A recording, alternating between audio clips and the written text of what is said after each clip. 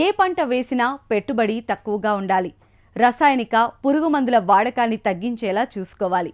అధిక దిగుబడులు ఇచ్చే పంటలను సాగు చేసినట్లయితే రైతుకు మేలు జరుగుతుంది. ఈ విధానాన్ని పాటించిన ఎంతో మంది రైతులు విజయ పథంలో దూసుకువెళుతున్నారు.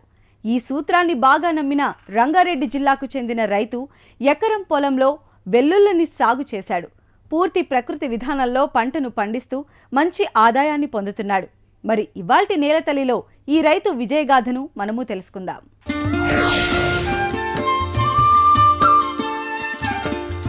ముప్పై ఏళ్లుగా వ్యవసాయం చేస్తున్నా మిగిలిందేమీ లేదు. అప్పులు ఇబ్బందులే తప్ప సంపాదించింది ఏమీ లేదు. ఇదే ఆలోచన అతన్ని కలిచివేసింది. ప్రకృతి సాగు వైపు అడుగులు వేయించింది. మిత్రుల సలహాలు సూచనల మేరకు సేంద్రియ వ్యవసాయాన్ని ప్రారంభించాడు. 3 ఏళ్లకే దిగుబడులు పెరిగాయి, ఆదాయము పెరిగింది.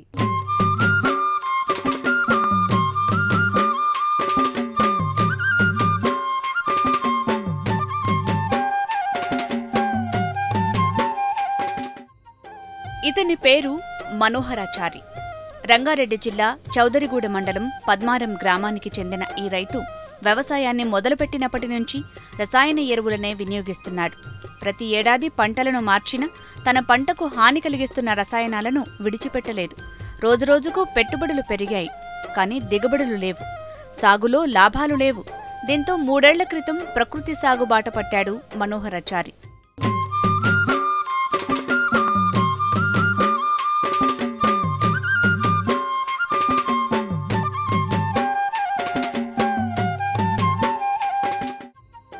అప్పు కోసం వడ్డీ వ్యాపారుల దగ్గర మాటిమాటికి చెయ్యి చాచాల్సిన పని ఈ ప్రకృతి సాగులో ఉండదు.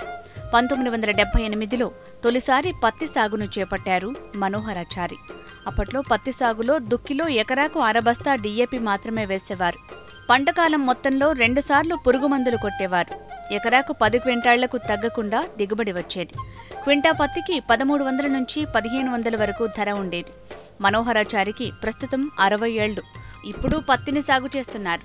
నేటి పత్తి సాగులో రసాయనిక ఎరువుల వాడకం 10 బస్తాలకు పెరగకుండా పురుగుమందులను వారానికి 2 సార్లు పిచికారీ చేయాల్సి వస్తోంది. దిగుబడి అదే 10 క్వింటాళ్లు. కానీ ఖర్చులు మాత్రం విపరీతంగా పెరిగాయి. 40 ఏళ్లలో పురుగుమందులు ఎరువుల ధరలు 40 రెట్లు పెరిగితే పంట అమ్మకం ధర చాలా తక్కువ మొత్తంలో పెరిగింది. నేను 72 నుంచి పూర్తిగా వ్యవసాయం మీదనే పనిచేస్తున్నా. పూర్తి వ్యవసాయం మీదనే. 71లో మా నాన్నగారు కాలం అయిన తర్వాత బరువు బాధ్యతలు మొత్తం వ్యవసాయం పరిధి మొత్తం నా మీదనే బరువు పడ్డది. అప్పటి నుంచి నేను వ్యవసాయం చేస్తున్నా. అప్పుడు మామూలుగా మా ఊళ్ళో కరెంటు లేదు. అప్పుడు కరెంటు మోటార్లు లేవు. అప్పుడు ఆ కాలంలో ఏదో జొన్నలో ఏదో మామూలు బెట్ట పంటలు వేసి పండించేవాళ్ళము. ఆడికెళ్ళి 78లో కరెంట్ వచ్చిన తర్వాత కొద్దిగా మెరుగుపడ్డది. 78లో కరెంట్ పంట వచ్చిన తర్వాత వరి కానీ అవన్నీ పంటలు పండిస్తున్నాము. 80లో మేము పత్తి నాటాము మొట్టమొదటిసారిగా. పత్తి మామూలు ఎకరాకు 2 సార్లు మందు కొడితే 8-10 క్వింటాల్లో పత్తి అవుతుండే. మామూలుగా 2-3 వేల పెట్టుబడి అవుతుండే. 1500 నుంచి 2000 వరకు పోతుండే. ఇప్పుడు మాత్రం ఎకరాకు 20 నుంచి 30 వేల పెట్టుబడి పడుతున్నది. దిగుబడి మాటకు 6 నుంచి 8 క్వింటాలకు పడిపోయింది. ఇప్పుడు కూలీల ఖర్చు భారీ ఎత్తున పెరిగింది. అన్నీ పెరిగినాయి. అప్పటికి ఇప్పటికి పోల్చుకునే మటుకు వ్యవసాయం మీద పూర్తి ఆధారపడి జీవించలేడు అనేది పూర్తి నిజం ఇది. అయితే 70 తర్వాత నేను మామూలుగా అప్పుడు కూడా మేము చెరుకు పత్తి మొక్కజొన్నలు వరి అన్ని రకాల పంటలు సాగు చేసేవాళ్ళము.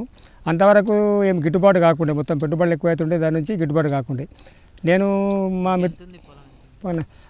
నా సొంత పొలం 6 ఎకరాలు ఉంది. 12 ఎకరాలు మా అన్నదమ్ములో 12 ఎకరాలు కౌలుకు తీసుకొని మొత్తం 18 ఎకరాలు సాగు చేస్తున్నాను ఇప్పుడు నేను. తనకున్న 6 ఎకరాల పొలంతో పాటు మరో 12 ఎకరాలు కౌలుకు తీసుకుని మొత్తం 18 ఎకరాల్లో వివిధ పంటలను సాగు చేస్తున్నాడు ఈ రైతు. ప్రధానంగా వెల్లుల్లిని ఎకరా పొలంలో పూర్తిగా ప్రయోగాత్మకంగా ప్రకృతి సేద్య విధానంలో పండిస్తున్నాడు.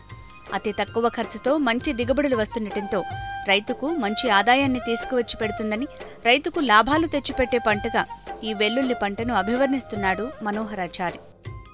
40-50 ఏళ్ళ వ్యవసాయం చేస్తే కూడా మిగిలింది ఏం లేదు. మనకు అప్పులు ఇబ్బందులు తప్ప సంపాదించింది ఏం లేదు. 30 సంవత్సరాలు 40 సంవత్సరాలు వ్యవసాయం చేస్తే ఇది ఆలోచించి మా మిత్రుల సలహా మేరకు గత 3 సంవత్సరాల నుంచి కూడా నేను కొద్దిగా సేంద్రియ గో ఆధారిత వ్యవసాయం వైపు దృష్టి పెట్టినాం. ఈ గో ఆధారిత వ్యవసాయం చేసినప్పటి నుంచి పరిస్థితి కొంత మెరుగుపడ్డది మాకు. మా పక్కన కొన్ని ఊళ్ళలో సమావేశాలకు కూడా నేను కంప్యూటర్ విద్య ద్వారా, ఇంటర్నెట్ ద్వారా, పుస్తకాలు చదవడం ద్వారా, ఇప్పుడు మామూలుగా దినసరి పేపర్లు చూసి అన్నదాతలు కానీ ఇతర ప్రోగ్రాంలు కానీ ఇతరవన్నీ చూసి కూడా నేర్చుకున్నా. దీంట్లో ఆన్లైన్లో కంప్యూటర్లో మటుకు బాగా చాలా పెద్దగా అన్ని టీవీలు సహకరిస్తున్నాయి వ్యవసాయం గురించి. ఇంటర్నెట్లో చూసిన మటుకు పూర్తి గోదావరి వ్యవసాయం పూర్తి వివరాలు అందిస్తున్నారు. దాన్ని చూసి అక్కడక్కడ మా మిత్రుడు అక్కడక్కడ సమావేశాలు పెడతారు. హైదరాబాద్లో కానీ కొత్తకోట కర్నూలులో కానీ మీటింగ్లు రైతుల గోదావరి వ్యవసాయం సమావేశాలు అప్పుడప్పుడు నెల 2 నెలలకు కొన్ని స్వచ్ఛంద సంస్థలను దీన్ని ప్రోత్సహించడానికి మానవతా స్వచ్ఛంద సంస్థ అనేది ఒకటి ఇక్కడ మీరాసిపల్లి కొత్తకోట దగ్గర ఉంది. హైదరాబాద్లో మన నింబోలాడ దగ్గర గ్రామ భారతి అనే స్వచ్ఛంద సంస్థ ఉన్నాయి. వీళ్ళు మాకు పూర్తి సహాయకారాలు మొదటి నుంచి కూడా అందిస్తున్నారు. వాళ్ళు మాకు ఉచితంగా పుస్తకాలు పంపిణీ చేస్తున్నారు. సమావేశాలకు పిలుస్తున్నారు. మమ్మల్ని సమావేశం ఏర్పాటు చేసి దూర ప్రాంతాలకు వెళ్ళి రైతులు వస్తున్నారు. దీనికి గోదావరి వ్యవసాయం సంబంధించిన పెద్ద రైతులు వస్తున్నారు. వాళ్ళు చెప్పడం ద్వారా మేము బాగా నేర్చుకున్నాము. అయితే ఈ సంవత్సరాలు మాకు ఉచితంగా పాంప్లెట్లు కానీ ఏమైనా సలహాలు కానీ ఫోన్ చేస్తే మాకు ఖచ్చితంగా చెప్తున్నాయి అన్నట్లు. ఇప్పుడు అక్కడక్కడ కొంతమంది రైతులు ఇంతకుముందు ఉమ్మడి మహబూబ్నగర్ జిల్లాలో 40 మంది రైతులు ఉండేది. సేంద్రీయ వ్యవసాయం రైతులు పూర్తిగా గోదావరి వ్యవసాయం చేసేవాళ్ళు. ఇప్పుడు ఆ రైతులు అక్కడనే ఉన్నారు. కాబట్టి ఇప్పుడు మాది రంగారెడ్డి జిల్లాకు మారింది కాబట్టి వాళ్ళతో ఇప్పుడు సంబంధాలు కొద్దిగా తగ్గిపోతున్నాయి. ఇప్పుడు రంగారెడ్డి జిల్లాలో అక్కడక్కడ కూడా మళ్ళీ ఇప్పుడు కొత్తగా సమావేశాలు పెడుతున్నారు. ఈ మధ్యన హైదరాబాద్లో పెట్టారు. ఇవన్నీ పాలేకర్ గారి చెప్పిన విధానాలనే అనుసరిస్తున్నాం పూర్తిగా. కాకపోతే చిన్న మార్పులు ఎవరు దోచిన వాళ్ళ సలహాలు కొంచెం చిన్న మార్పులు మారుస్తున్నారు. కానీ పూర్తిగా గోదావరితో ఉన్నాడు గోమూత్రము గోవు పేడతోనే కంప్లీట్గా పంట పండించడం ఒక సిద్ధాంతం దాన్ని. ఇతర ఫర్టిలైజర్ కానీ ఇతర రసాయనాలు కానీ ఇతర ఎరువులు కానీ వాడకూడదు అన్నట్టు. మొదట ఒకేసారి పంటను ప్రకృతి విధానంలో సాగు చేయకుండా గత 2 సంవత్సరాల వరకు వర్మీ కంపోస్టు గో ఆధారిత విధానంలో వ్యవసాయం చేస్తున్నారు. ఇప్పుడు పూర్తిగా ప్రకృతి వ్యవసాయం వైపు మళ్లారు. పొగాకు, బంతిపూలు, యాపిల్ బేర్, మల్లె తోటలు, కందిని పండిస్తున్నాడు. మొదటిసారిగా 2 ఎకరాల్లో పత్తిని వేసి సేంద్రియ విధానాన్ని అనుసరించాడు. 14 క్వింటాళ్ల పైన దిగుబడి వచ్చింది. ఆ ధైర్యంతోనే మిగతా పంటలను సేంద్రియ విధానంలో పండిస్తున్నాడు. మొత్తం 18 ఎకరాల పంటలన్నీ ఒకటేసారి మార్పు చేసిన, ఒకటేసారి సేంద్రియం కిందకి తెచ్చినాం. 3 సంవత్సరాల కింద ఒకటేసారి మార్పు చేసిన. మొదటి సంవత్సరం పత్తి 2 ఎకరాలు వేసిన సేంద్రియ వ్యవసాయం వేసే మాకు 14-15 క్వింటాల దిగుబడి వచ్చింది. ఆ ధైర్యంతో నెక్స్ట్ ఇయర్ మొత్తం టోటల్గా 18 ఎకరాలు సేంద్రియం వైపు మళ్ళించిన. ఇప్పుడు మా దగ్గర ఒక ఆవు ఉంది. మేము ఒక ఆవును కొన్నాము అప్పుడు 3 సంవత్సరాల కింద. ఆవుకో లేగలైనాయి. ఇప్పుడు 2 కలిపి మనకు మూత్రము ఈ 18-20 ఎకరాల వ్యవసాయానికి సరిపోతున్నది. నాకు సరిపోవడం కూడా మిగిలిన ఊళ్ళో రైతులను అడిగితే కూడా కొద్దిగా గొప్ప తీసుకొని కానీ ఉచితంగా కానీ పురుగు మందులకు కానీ బలం మందులు కానీ ఇస్తున్నా. మా తోటి రైతులు ఇప్పుడు నారాయణ రెడ్డి గారు మాజీ సర్పంచ్ గారికి ఇస్తున్నా. వాళ్ళ దగ్గర పసుపు వేసారు. పసుపు చాలా బాగుంది. ఇంకో అబ్బాయి నరసింహులని ఉన్నాడు మా దగ్గర. ఆ అబ్బాయి పోయినసారి నుంచి వరి పండిస్తున్నాడు. ఇప్పుడు కూడా వరి నాటుడు. ఆ వరికి జీవామృతం కానీ ఘనజీవామృతం కానీ మేము ఇక్కడి నుంచే తీసుకెళ్తున్నారు, పండిస్తున్నారు. వాళ్ళ దగ్గర కూడా పంటలు పర్వాలేదనే స్థితిలో వండుతున్నాయి. పూర్తిగా 2-3 సంవత్సరాలు వేచి ఉండే అవసరం లేదనే మాకు నమ్మకం.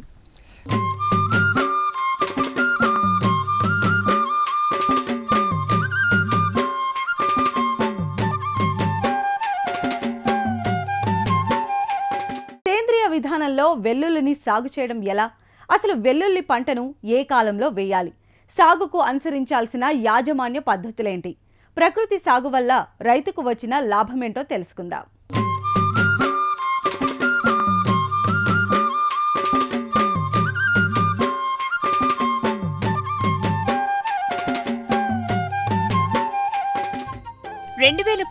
సంవత్సరంలో మనోహరాచారి ప్రకృతి సేద్యం ప్రారంభించారు.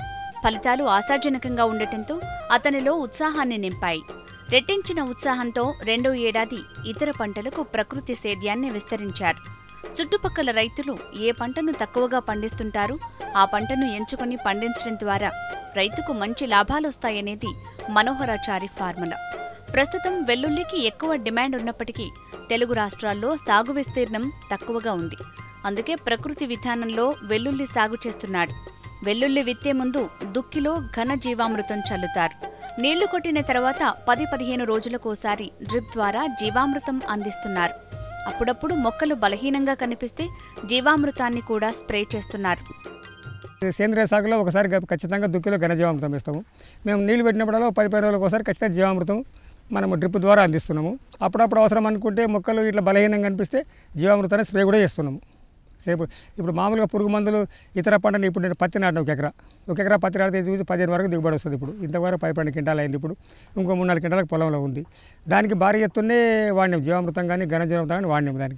దానికి తెగుళ్ళ మందులు పురుగు మందులు కూడా కషాయాలే వాడినాం. దానికి చెట్ల మందులు పురుగు మందులు కషాయాలే వాడినాం. కషాయాలు అంటే అగ్నియాస్త్రం కానీ బ్రహ్మాస్త్రం కానీ ఇప్పుడు దశపండి కషాయం కానీ, ఇప్పుడు మజ్జిగలు కానీ, ఇప్పుడు తెగుళ్ళ మందులకు వస్తే అలవీరా, తులసి బొక్కలు కలిపి కొడతామన్నట్లు, దాంట్లో పసుపు వాడతాం, దాంట్లో శొంఠి, ఇంగువ అన్నీ తక్కువ ధరతో దొరికేటివి, మన చుట్టుపక్కల దొరికేటివే సేంద్రీయ వ్యవసాయంలో అవసరపడతాయి మనకు. ఇప్పుడు దాని నుంచే నాటుపోవాకు నాటుపోవాకు కూడా మొదటి నుంచి కూడా మా పల్లెల్లో నాటుపోవాకు బాగా నాటేవాళ్ళు. అది గమనించే నేను ఈసారి నాటుపోవాకు నాటిన. ఒకటి వ్యవసాయంలో ఏముందంటే చుట్టుపక్కల రైతుల దగ్గర తక్కువ ఉన్నది మన దగ్గర పండిస్తే కొంత డిమాండ్ ఉంటుంది కదా, ఆ డిమాండ్ బట్టి ధర కూడా పెరుగుతుంది అనేది ఆశ. పురుగు మందులు, కషాయాల తయారీ కోసం పొలంగట్ల మీద మొక్కలను పెంచుతున్నాడు. కషాయాల తయారీకి కావలసిన అన్ని రకాల మొక్కలు ఇక్కడ లభిస్తాయి. సీతాఫలం, జిల్లేడు, వావిలాకు, కలబంద ఇలా అన్ని రకాల మొక్కలు పొలం చుట్టూ పెంచుతున్నాడు. మామూలుగా ఇప్పుడు ఈ పురుగు మందులు వాడే కషాయాలు చెట్లన్నీ మామూలుగా మన ఊళ్ళకి వెళ్ళి దొరికేటి, వర్షాకాలం దొరుకుతాయి ఎక్కువ. ఈ ఎండాకాలం నుంచి కొన్ని ఇబ్బందులు, నేను కూడా కొంత అలవేరా పెట్టినాము, కొంత తులసి మొక్కలు, కొంత ఉమ్మెత్త మొక్కలు అక్కడక్కడ మేము పొలం గట్ల మీద చెట్లు నాటినాం అన్నట్లు. మాకు అవసరమైన పురుగు మందులకు కషాయాలకు సంబంధించిన మొక్కలన్నీ ఇక్కడ దొరుకుతున్నాయి. ఇప్పుడు మా దగ్గర ఇప్పుడు ఏమున్నాయంటే ఇప్పుడు సీతాఫలం చెట్లు ఉన్నాయి, సీతా మొక్కలు, జిల్లేడు చెట్లు ఉన్నాయి, దాంట్లో వావిల చెట్లు దగ్గరనే ఉన్నాయి కొమ్మలు. ఇప్పుడు ఈ కలబంద, అలవేరా అంటారు, కలబంద, తులసి మొక్కలు, ఈ ఉమ్మెత్త చెట్లు అన్నీ పొలం దగ్గర నాటుకున్నాం. అందుకే పొగాకు నాటాం. పొగాకు కూడా భారీగానే డిమాండ్ ఉంటుందని నమ్ముతున్నా. పొగాకు నేను ఎకర నాటాం. ఇప్పుడు పొగాకు దేశవాళీ రకం పొగాకు 2-3 కోతలు వస్తుంది, 3 కోతలు వస్తుంది. 2 పంటలు మంచిగా వస్తుంది, 3వ పంట తక్కువ దిగుబడి వస్తుంది. 3వ పంట ఎకరాకు 8 క్వింటాలు రావచ్చు అనే ఆశ ఉంది ఎకరాకు దిగుబడి. సాధారణంగా వెల్లుల్లి పంటను నవంబర్ నెలలో నాటుకుంటే ఫిబ్రవరి నెల వరకు పంట చేతికి వస్తుంది. నల్లరేగడి నేలలు ఈ పంటకు అనువుగా ఉంటాయి. ఇది శీతల వాతావరణ పంట. నీటి వసతి ఉన్న ప్రతి ఒక్కరూ ఈ పంటను సాగు చేయొచ్చు. సంవత్సరంలో ఒక్కసారి మాత్రమే పంట వస్తుంది. ఎప్పుడంటే అప్పుడు పంట నాటుకోవటానికి వీలుండదు. నవంబర్ మొదటి వారంలో నాటుకోవాలి. అయితే నవంబర్ మొదట్లో మనం ఎల్లిపాయలు నాటుకున్నాక రబీ పంటలకు పెద్ద వర్షాలు పడకూడదు. పడకపోతే అవి బాగుంటాయి వర్షాలు. భారీ వర్షాలు పడితే కొంత విత్తనం మొలక శాతం తగ్గిపోతుంది, ఎర్రగై మొక్క కుళ్ళిపోయే అవకాశం ఉంటుంది.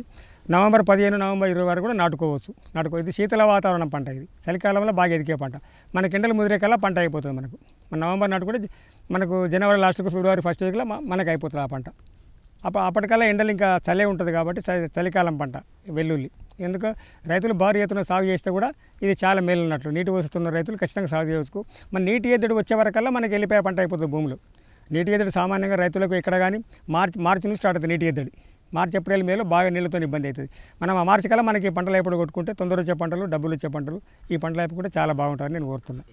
ఇప్పుడు మొత్తం ఏ ప్రాంతం అని కాదు కానీ మనకు చలివినపై ఇప్పుడు రంగారెడ్డి ఉంది. మన దగ్గర రంగారెడ్డి జిల్లాలో భారీ ఎత్తున నల్ల భూములు ఉన్నాయి. రంగారెడ్డి జిల్లా మొత్తంలో మహబూబ్నగర్ జిల్లా ఉంది, కొంత ఏరియా బాగా కృష్ణా డెల్టా కూడా, జూరాల సాగర్కి వెళ్ళి కూడా నల్ల భూములు ఉన్న ప్రాంతం మన తెలంగాణలో కానీ ఆంధ్రలో కానీ ఎక్కడైనా నాటుకోవచ్చు అన్నట్లు. ఇప్పుడు మనం శీతాకాలం చలికాలం నాటుకుంటే పంట బాగా వస్తుంది, ఎండాకాలం నాటకూడదు. ఒక సంవత్సరానికి ఒకటే పంట వస్తుంది. నవంబర్ నుంచి ఫిబ్రవరి వరకు ఒకటే పంట వస్తుంది. రెండోసారి నాటుకునేకి అవకాశం లేదు.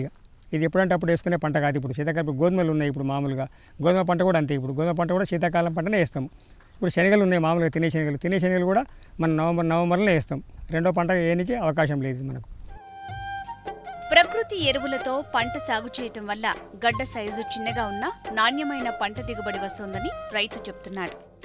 ఇప్పుడు చెరుకులు, పసుపులు అయిపోయాక మేము వెళ్ళిపోయా మొదటి నుంచి కూడా ఎల్లిపాయలు బాగా వేసేవాళ్ళు. మా దగ్గర కొద్దిగా గొప్ప ప్రతి కుటుంబము బోర్లు ఉన్న రైతు కుటుంబం ఎల్లిపాయలు పాతకాలం నుంచి కూడా సాగు చేసే పంటది.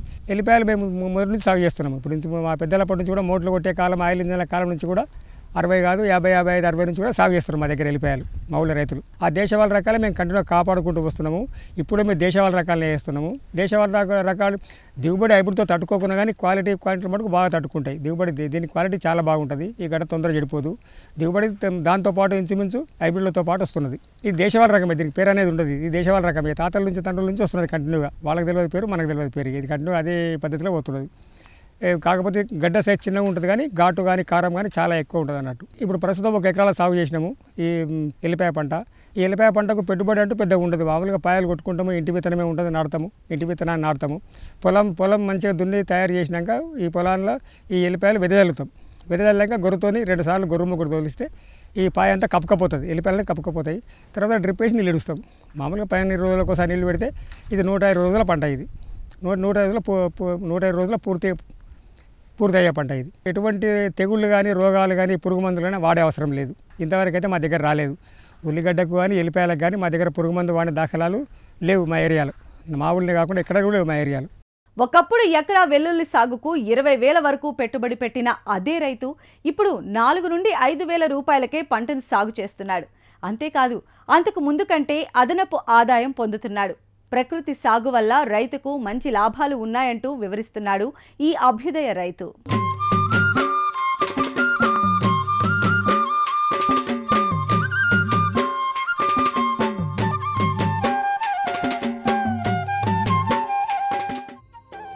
ప్రకృతిలో లభించే ఎరువులతోనే వెల్లుల్లి సాగు చేపట్టినప్పటి నుంచి కలుపు సమస్య చాలా వరకు తగ్గిపోయింది. జీవామృతం పంటకు అందించటం వల్ల అసలు పంట మాత్రమే పెరిగి కలుపు మొక్కలకు పోషకాలు అందటం లేదు. దీనివల్ల కలుపు సమస్య కూడా ఎక్కువగా ఉండదని చెప్తున్నాడు. తాతల కాలం నుంచి వచ్చిన దేశవాళీ విత్తన రకాన్నే నేటికి వినియోగిస్తున్నాడు మనోహరాచారి. ఒకప్పుడు చుట్టుపక్కల గ్రామాలతో పాటు పద్మారంలో కూడా పండించే వెల్లుల్లి నేడు మనోహరాచారి పొలంలో తప్ప ఎక్కడా కనిపించటం లేదు. ప్రకృతి సాగులో లాభాలు ఉండటం వల్లనే ఈ సాగును కొనసాగిస్తున్నాడు. మాకు అప్పటికిప్పటికీ అప్పుడు పెట్టుబడులు 30-40 ఎకరాకి 20-30 పెట్టుబడి పెట్టేది. రసాయనిక మందులకు కానీ పురుగు మందులకు కానీ మనకు ఎకరాకు 20,000-30,000 వరకు పెట్టేది. ఇప్పుడు సాగుకారు దగ్గర పోయే అవసరం లేదు. ఇప్పుడు ₹1 డబ్బు పెట్టి కొనుక్కొచ్చే అవసరం లేదు. ఇప్పుడు మా సేంద్రియ విధానంలో దేశవాళీ విత్తనాలే వాడాలనే వాదన ఉన్నది. కానీ నేనైతే దేశవాళీ విత్తనాలు కొన్ని వాడినా. ఇప్పుడు ఎల్లిపాయలు పొగాకు మనకు దేశవాళీ వాడినా. కానీ పత్తి మడుకు దేశవాళీ విత్తనాలు ఎక్కడ దొరకలేదు. అయినా హైబ్రిడ్ సాగు చేస్తున్న 3 సంవత్సరాల కొలే హైబ్రిడ్ కూడా దిగుబడి బాగానే వస్తుంది. 10-15 మధ్యన ఎకరాకు దిగుబడి వస్తుంది. హైబ్రిడ్ కూడా సేంద్రియ వ్యవసాయంలో హైబ్రిడ్ కూడా వాడి మనం పంట పండించుతున్న నమ్మకం అన్నట్లే. నేను ఇతర పంటలు కూడా కొన్ని బంతి చేసిన, బంతి కూడా హైబ్రిడ్ చేసిన. బంతి పంట మిగతా హైబ్రిడ్ బంతులు వేస్తే ఒక నెల కల్లా పోతాయి. ఒక నెల కాపు కాసినాక పోతుంది. మాది వరుసగా 3 నెలలు బంతి కాసింది. 3 నెలలు. ఇప్పుడు వినాయక చవితి అప్పుడు స్టార్ట్ చేస్తే నోముల పూన కార్తీక పూర్ణం వరకు తెంపుకున్నాం మేము బంతిపూలు. ఈసారి ధర తక్కువ కూడా దిగుబడి భారీగా వచ్చింది. పూలు నీట్గా ఉన్నాయి. పూలు తెంపినాక వారం 5-6-7 రోజుల వరకు కూడా నిల్వ ఉన్నాయి పూలు. మేము తెంపుకున్నాక ఇంట్లో ఆరబోసి 3-4 రోజులు అయినాక బంతిపూలు మార్కెట్కి వేసేది, హైదరాబాద్ మార్కెట్కి వేసేది. అయినా పూలు చెడిపోలేదు అన్నట్లు. ఇప్పుడు ఎల్లిపాయల సెలవు ఇప్పుడు రసాయన సాగులకు ఏముందంటే రసాయన సాగులో చూడడానికి నీటిని కొడితే కలుపు ఎక్కువ పడతాయి. రసాయన సాగులో కలుపు మొక్కలు ఎక్కువ పడతాయి. ఒకటి ఎల్లిపాయకు ఏ పంటలైనా రసాయనిక సాగులో మనం ఫర్టిలైజర్ భూమి మీద పడ్డదంటే ఎక్కువ కలుపు మొక్క పుట్టుకొస్తుంది మొట్టమొదటిది. ఏ పంటకైనా ఏ భూమికైనా. ఈ సేంద్రియ వ్యవసాయంలో అంత లేదు. కలుపు వచ్చినా నిదానంగా వస్తుంది. అంతవరకల్లా అసలు పైరు పెరిగిపోతుంది. దాని నుంచి కలుపు లోపంటే కుంగిపోతుంది అన్నట్టుగా. అయితే ఇప్పుడు రసాయన ఎరువులు వెళ్ళమంటే ఉన్నది లేనిదని మొలపంతా భూమిలోకి వస్తుంది. బాగా తొందర వస్తుంది. పంట కంటే ఎక్కువ పోటీ పడుతుంది కలుపు మొక్క. ఈ సేంద్రియ వ్యవసాయంలో అట్లా కాదు. సేంద్రియ వ్యవసాయంలో గడ్డి కిందికి ఉంటుంది, పంట మీదకి అయిపోతుంది అన్నట్టుగా. ఎందుకంటే బలం తక్కువ అయ్యి గడ్డి నీటికి వస్తుంది. దీనికి బలం వేస్తాం కాబట్టి ఈ తొందర పైకి పోతా అన్నట్టుగా. గత ఏడాది వెల్లుల్లి సాగు ద్వారా ₹1,00,000 ఆదాయం పొందిన ఈ రైతు ఈసారి కూడా అంతకంటే ఎక్కువ ఆదాయం వస్తుందని ఆనందం వ్యక్తం చేస్తున్నాడు. రసాయన సేద్యంలో పండించిన వెల్లుల్లి పంట ఎక్కువ రోజులు నిల్వ ఉండకపోగా త్వరగా మెత్తబడిపోతోంది. కానీ ప్రకృతి సాగులో పండించిన వెల్లుల్లి సంవత్సరం అంతా నిల్వ ఉంచినప్పటికీ పాడవదు. దీంతో సంవత్సరం అంతా నిల్వ ఉంచి అధిక ధర వచ్చిన సమయంలో అమ్ముకోవటానికి వీలుగా ఉంటుంది. ప్రభుత్వం కూడా ఈ సాగు చేస్తున్న రైతులను ప్రోత్సహించడం వల్ల మంచి లాభాలు పొందుతారని ఆశాభావం వ్యక్తం చేస్తున్నాడు. ఇది నాటి 2 నెలలు అవుతుంది. ఇంకో 2 నెలల కల్లా పంట తయారవుతుంది. పంట తయారైనాక నీడని ఆరబెట్టుకొని ఒక దగ్గర ఇంట్లో కుప్ప పోసుకున్నామంటే సంవత్సరం పొడవునా మన వీలు ఉన్నట్టు ధరను బట్టి అమ్ముకోవచ్చు. దాన్ని నిల్వ ఉంటుంది. సంవత్సరం వరకు ఖచ్చితంగా నిల్వ ఉంటుంది. ఇది చెడిపోయే సమస్యలు ఏమి లేవు దీనికి. ఇప్పుడు రసాయనిక మందులు వాడినప్పుడు మనం 6 నెలలు 3 నెలల కల్లా గడ్డ మెత్తగా అయిపోతుంది. గడ్డ చెడిపోతుంది. గడ్డ దొడ్డుగా కనబడుతుంది. కానీ గడ్డ తొందరగా ఖరాబ్ అవుతుంది, మెత్తగా అవుతుంది. మెత్తగా అయినాక మనకు మార్కెట్లో దానికి ధర రాదు. దాన్ని ఊరికేనే మనం పెంటలో పాడబోయవలసింది దాన్ని. ఇప్పుడు సేంద్రియ వ్యవసాయం చేసినా కూడా పంటలు ఖచ్చితంగా మంచిగా పండుతున్నాయి, శ్రేష్టంగా పండుతున్నాయి, క్వాలిటీ బాగా వస్తున్నాయి పంటలన్నీ. మిర్చి, మొక్కజొన్న, పత్తి పంటలకు ఎక్కువ మొత్తంలో పెట్టుబడి పెట్టాల్సి వస్తోంది. కానీ వెల్లుల్లి త్వరగా చేతికి వస్తుంది. మార్కెట్లో ధర ఎప్పుడూ నిలకడగా ఉంటుంది. రైతులు ఆర్థికంగా ఎదుగుతారు. వెల్లుల్లి పంట పూర్తయిన తర్వాత మిర్చి, టమాటా, కూరగాయలు నాటుకోవచ్చు. మళ్లీ అదే భూమిలో జూన్, జూలైలో వరి సాగు చేపట్టొచ్చంటున్నారు మనోహరాచారి. ఏ పంట వేసినా పెట్టుబడి తక్కువ ఉండాలి. పురుగు తెగుళ్ళ మందులు వాడకుండా అధిక దిగుబడి ఇచ్చే పంటలు వాడితే రైతు కొంత మేలు చేకూరుతుంది. ఇప్పుడు పత్తులు కానీ మొక్కజొన్నలు కానీ భారీ పెట్టుబడులతో కూడుకున్న పైరులు అవన్నీ. ఇప్పుడు మిర్చి కానీ పత్తి కానీ భారీ వ్యవసాయం. ఇప్పుడు ఎకరాకు 40-50 నుంచి లక్షల వరకు ఖర్చు చేసే మిర్చి రైతులు ఉన్నారు. వాటికంటే ఇవి చాలా మెరుగివి. ఇవి త్వరలో వచ్చే పంటలు తక్కువ నీటితో ఉత్పత్తి అవుతుంది. మార్కెట్లో నిలబడి మార్కెట్లో ధర ఎప్పుడు నిలకడగా ఉంటున్నది. కాబట్టి నిలకడ ఉన్న ధరల పంటలు వేసుకుంటే రైతులకు చాలా మేలు. మహిళల విస్తీర్ణము రైతులందరూ సహకరించి దీని విస్తీర్ణానికి పాల్పడితే మనం ఆర్థికంగా రైతులమందరం బాగుపడతాము. రైతులు ఆర్థికంగా బాగుపడ్డప్పుడు దేశం కూడా ఖచ్చితంగా ఆర్థికంగా బాగుపడుతుంది. ఈ ఆరోగ్యానికి మన దేశవాళీ రకం వేసుకుంటే ఆరోగ్యానికి చాలా మంచివి హైబ్రిడ్ల కంటే కూడా. ఈ విత్తనాన్ని ఒకసారి విత్తనం నాటినామంటే మనం ఎన్ని సంవత్సరాలు కానీ మనం అదే విత్తనాన్ని వాడుకుంటూ పోవచ్చు అన్నట్లుగా. అయితే ఇంకోటి ఈ వెల్లుల్లి పంట వేసిన తర్వాత సామాన్యంగా ఫిబ్రవరి మార్చిలో దీన్ని దున్నేస్తాము, పంట ఏరుకుంటాము. పంట అయిపోయాక మనం మిర్చి నాటుకోవచ్చు, టమాటా నాటుకోవచ్చు, కూరగాయలు ఏవైనా నాటుకోవచ్చు. మనకి ఇప్పుడు మన కూరగాయలు నాటిన తర్వాత మళ్ళీ అదే భూమి మన వర్షాకాలం వరకు బాగా పనిచేస్తుంది. ఇప్పుడు ఎల్లిపాయ రకం బాగా బలమైన నేల, ఎల్లిపాయ దున్నినాక ఆ నేల బలంగా తయారవుతుంది, సారవంతంగా తయారవుతుంది.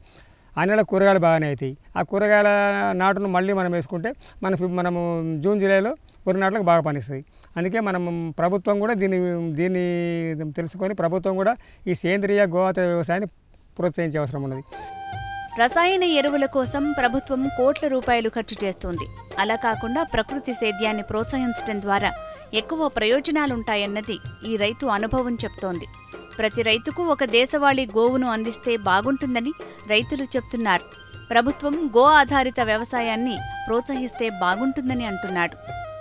ప్రభుత్వం గ్రామానికి ఒక 10 మంది రైతులు ఎన్నుకొని ప్రభుత్వం తలా ఒక దేశవాళీ గోవుని ఇప్పిస్తే, దేశవాళీ గోవు ఎంత ఉంటుంది? 25-30 వేలు మాత్రమే ఉంటుంది.